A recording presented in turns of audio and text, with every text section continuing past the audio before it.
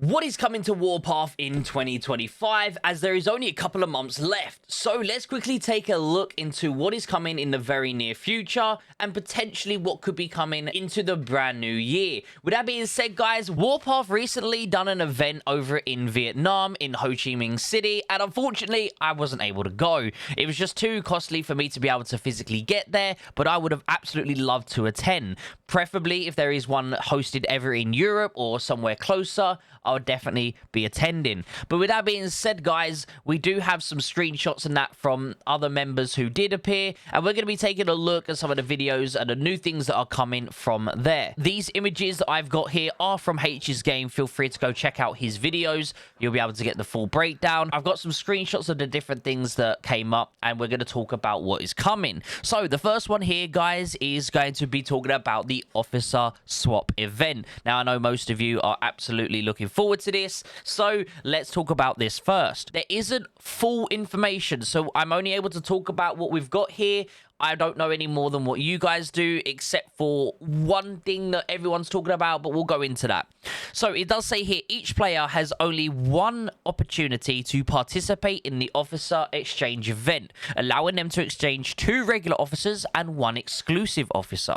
Now, it says one opportunity. What I personally think this means is they are only doing this officer swap event once, and that is it. They said before they're never doing this. So the fact that they're now doing one means there might be one in the future, and it might not be one opportunity. But again, that's just me guessing. I'm hoping it is only the one time, because even this one time, I don't think this event should exist.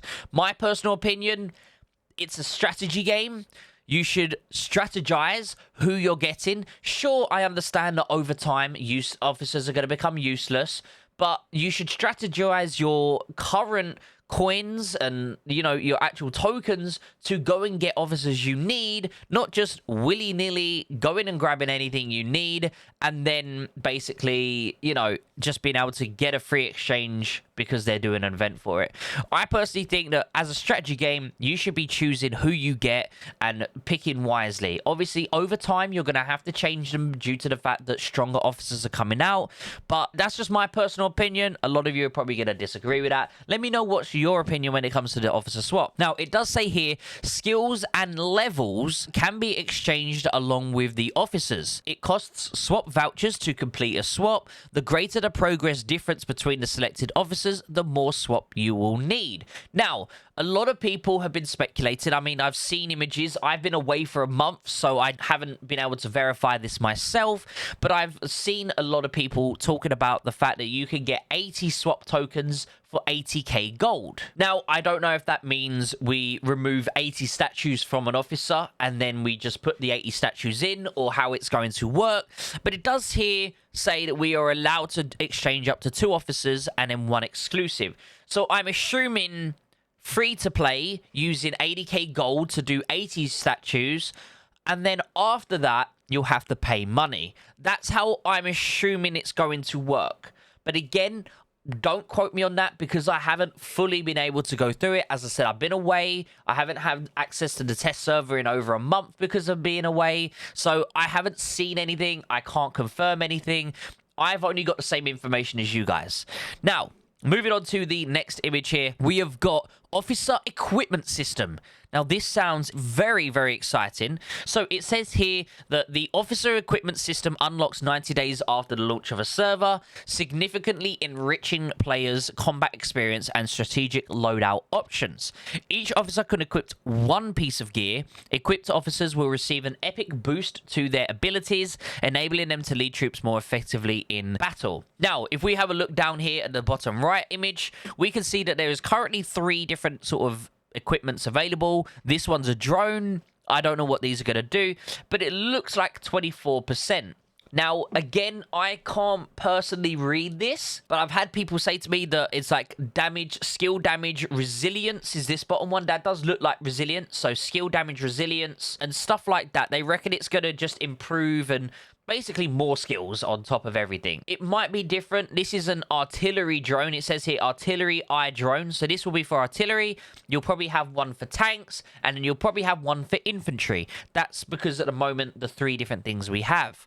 So I reckon that's kind of how it's going to work. How are they going to add it on? Not sure, but again, this is only a sneak peek. They're only showing us sneak peeks of things right now, so we will get more information, and of course, when we do, I will share it all with you. The next one here, guys, is a new Navy officer. Now, he is going to be coming in December, and this officer is designed for attacking armored and shielded units. So basically, obviously, as we know, the AD is very, very strong when tanking a base because, you know, respectively, we only have 1, maybe 2 units in the base.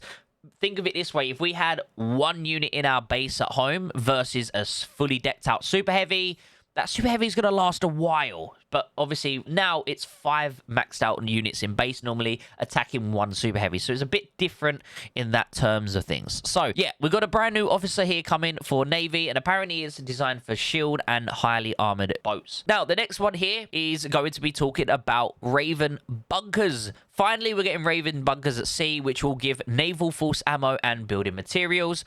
Not really much more to say on this image, but again, it's nice that they're finally going to be adding it. Moving on to the next one here, we have got the additional rewards events open for weak alliances matched to high-intensity battlefields. Well, I did have it over on my other account, which I can actually show you. This is live in the global servers right now. If you are starting the Hawaii, you will actually be able to see this for yourself. So, with regards to this, is basically if you are the weaker alliance, you will be given bonuses to earn extra rewards. It's nothing crazy in my personal opinion, but I guess it's their way of saying, sorry, our matchmaking isn't working. Take some free loot. Next thing, we've got the army group optimization. It says here, alliance managers can disband army groups, transfer control of offline army groups, and the leader of each army group will be displayed on the map. Again, it's always nice to have a little bit of quality of life optimizations when it comes to, you know, pre-existing things. Just because it's in the game and it works doesn't mean it can't be optimized. So I really do like this.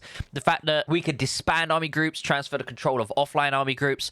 I think the only other thing, it sounds weird, I think that managers or, you know, the alliance leaders should be able to transfer the leadership of online army groups as well. So even if someone is online, they might be, you know, just kept their phone open on the side, gone away and somehow forgot to come back for an hour and a half, and the rally still sat there with them appearing online, but they're not actually there and using it. You should still be able to transfer that army group. Maybe that's something we could talk to them about, ask them, you know, I could give that sort of opinion forward. But again, it's still a really good change of quality. Moving on, we have got here some more Azores optimizations. We've got increased mining speed, which is kind of cool, I guess, and no migration count consumption, so you can go in and out of there without using your migration coupons. Chat system optimization. Now, chat has been bugging out for quite a while now. You know, it's going to be good to finally, hopefully, have the chat working a little bit better. Separate formation presets functions in the Operation Hegemon and Operation Athena.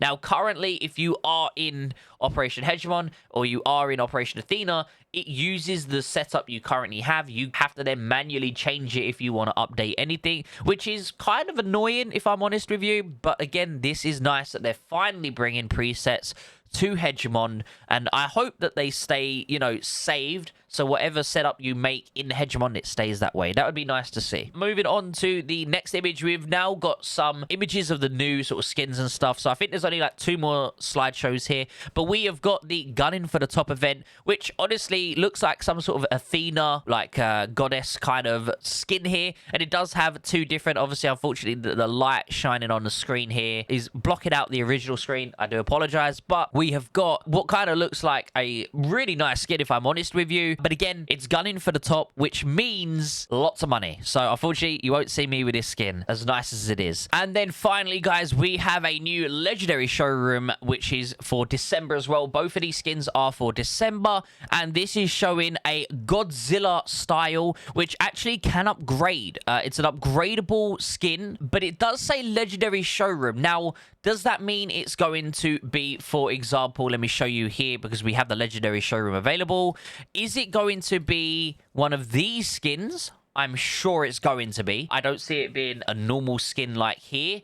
It might be, but I highly doubt it. So it looks like it's going to be a brand new base skin coming for the classic. And again, that will be upgradable. But I think having Godzilla it's kind of a cool idea. It's a really nice looking skin. As I said, it is upgradable, so you can get a sort of mechanized one eventually when you upgrade it. So with that being said, guys, what do you think about all of the revealed information that we've had so far? Are you guys looking forward to it? I personally am. I definitely like some of the optimizations that are coming. Hopefully we'll hear more about the officer swap event very soon, because that's meant to be coming in November. So that means I should have access on the test server soon. And as soon as I do, I'll be making a video for you. So if you haven't already done so, make sure you hit that subscribe button with a notification bell on so that you're able to get that information as soon as I drop the video. If you haven't already done so as well, make sure you hit the like button. I appreciate you all for tuning in, and hopefully I'll see you in the next video. Take care, everyone.